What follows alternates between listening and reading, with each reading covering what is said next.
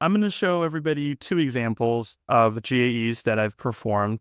And one is going to be more of the conventional type of GAE that we sort of talked about earlier, which in terms of if you want to start, maybe you want to start with doing, microspheres. So this patient had lateral compartment pain, and this is the initial angiogram. And you can see here kind of hiding out there is a BB marker that's at the site of the patient's pain. So this patient, as we sort of mentioned, has lateral compartment pain, particularly sort of in the lateral superior aspect of the joints. But with that said, we want to target every artery on that side. So the first artery that we chose to select was the inferior lateral. And this brings up another important point. If you look at this angiogram, you may look at these arteries and say, oh, there's not a ton of blush arising from these arteries, but this patient has pain in this site. So we're going to interrogate every genicular that we can that feeds this compartment. And this is why, because even though it didn't seem like there was a lot of blush, selective catheterization will show a lot more. And so you can see here, this is the neovascularity or neoangiogenesis that we are looking for. And again, it's a little bit away from the site of the patient's pain, but it does sort of correlate to the side. So we will proceed with embolization. So this is the blush that we're talking about. And so we're going to embolize this branch. In this case, we chose to do about 0.5 cc's of 200 micron hydroperol. So we didn't really talk about the exact sizes that we use, but in general, most people are using greater than 100 micron spheres. And generally, I think that 1 to 300 micron range is the sweet spot. So I use 200. And again, you can see here the blush has been resolved, but we still have maintained flow within that parent genicular artery. So you can see that there's still flow in the normal genicular, but that neovascularity has been resolved. Then we'll proceed to select the other artery that sort of correlates to the site of the patient's pain. This is the superior lateral genicular artery. And so again, we will catheterize that with a microcatheter. And you can see here, this correlates even nicer with the site of the patient's varifocal pain. And again, you can see here that that's the blush that we're talking about. And we'll proceed with embolization of that branch. You can see here, again, a very small amount of embolic. This is like 0.4, 0.5 cc's. You can see here, there's still flow within the parent artery, and that neovascularity or that blush has been resolved. One question that does come up with sort of trainees or people who are new to this procedure, they say, where do you want to put your microcatheter? How distal do you want to be? For me personally, I've kind of taken this Goldilocks approach. I used to embolize very distally. I've also tried very proximally. Obviously, if you do it very proximally, you worry about reflux and things like that. And I think if you get too distal, sometimes more often than not, you may get spasm. You may miss some important branches that might come off more proximal. So I sort of go in the middle of the vessel, and I found that this neovascularity is kind of like a tumor. It is sort of hypervascular. So it will sort of preferentially take up the embolic if you sort of inject it slow enough. So that's just my sort of take on it. A second example, this is a patient who has more diffuse pain. And so when I see a patient that has more diffuse pain, I will sort of make more efforts to embolize as many vessels as possible. But this patient is a more recent patient, and so this is when I have sort of started to adopt using Lipidol emulsion to treat my patients. So you can see here, this is the initial angiogram. You can see this patient has really, essentially multifocal blush, kind of blush all around, all over the knee. We still did put a BB marker over one area that the patient sort of said that had the most pain. And that actually correlates very nicely to the superior medial aspect of the joint. So we selected the superior medial genicular artery. You can see there's 3 BBs here correlating to the site of the patient's pain. She has pretty impressive blush there. And this is what the emulsion, Lipidol emulsion looks like. It looks just like, contrast essentially, but just like a denser version. And for people who are old enough to sort of have lived the C-taste days, and some of you might still be living those days, you're much more familiar with Lipidol in terms of how that looks and sort of how that comes out. But for people who haven't seen much of this, you can see here, it's very dense, sort of looks like contrast, and forms like this cast that will really resolve pretty quickly over time. And again, this is roughly about 0.5 cc's.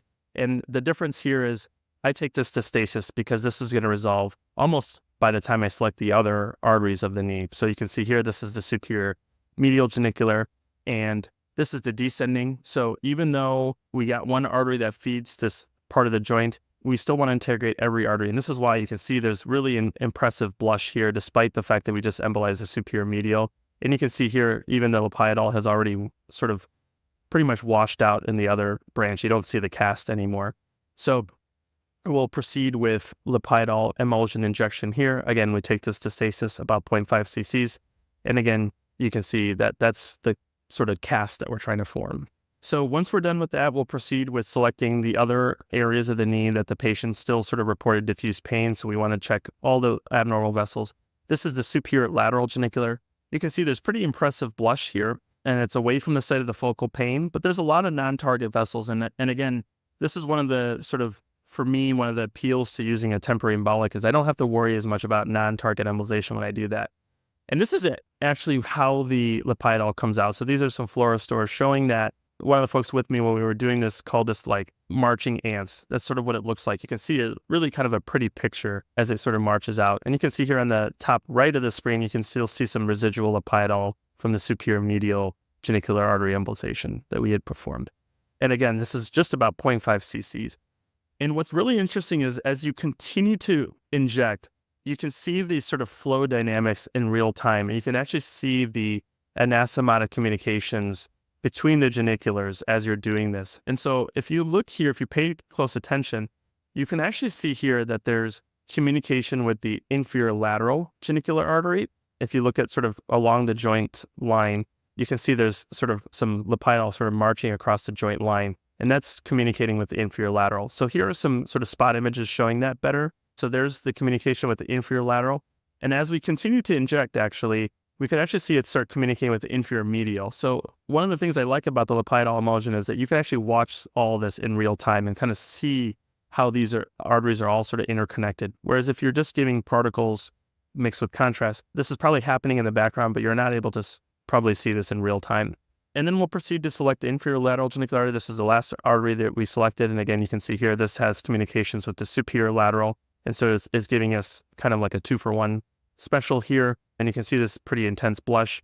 And again, as we inject the Lipidol emulsion, we're getting really nice cast of sort of both territories there. And we'll take this to stasis here.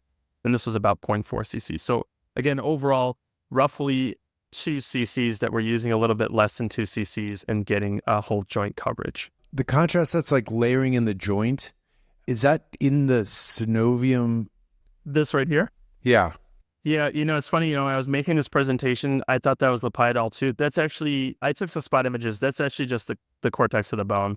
Ah, interesting. It's just like really sharply marginated bone or whatever. Yeah, because I noticed on one of the other ones too, I was like, wow, is it layering in the synovium? Yeah, I was looking at that really closely last night actually, but no, that's just the bone. That's not Lipidol. Right? I wish it was, but it wasn't. Yeah. It's crazy. It's just you see how it kind of looks like bone there or whatever. Yeah. Great images though. Fantastic. Man. Thank you so much for sharing. And just a great example of the Lipidol joint. I think you're right. Like putting something in there that's temporary allows you to like kind of like go to stasis. Also visualize where your embolization is going. Right. Exactly. That's key. I mean, that's key. I think it's very important, right? And I think just knowing that it's going to wash away literally by the time you select the other vessel. And again, we have data to sort of suggest that that's enough to get the effect that we want. That makes me feel much more comfortable, sort of pushing the limits of how much we're embolizing. Yeah. So are we seeing more docs doing that in the U.S.? I know, Mark's been doing it in France, but are we seeing it catch on, even around the world? I think it's slowly starting to catch on, or people are, I think most people, this is not why I post it on Twitter. I just post it because I like to post interesting stuff, but people are reaching out and saying, oh, that's really cool. Like, why are you doing that?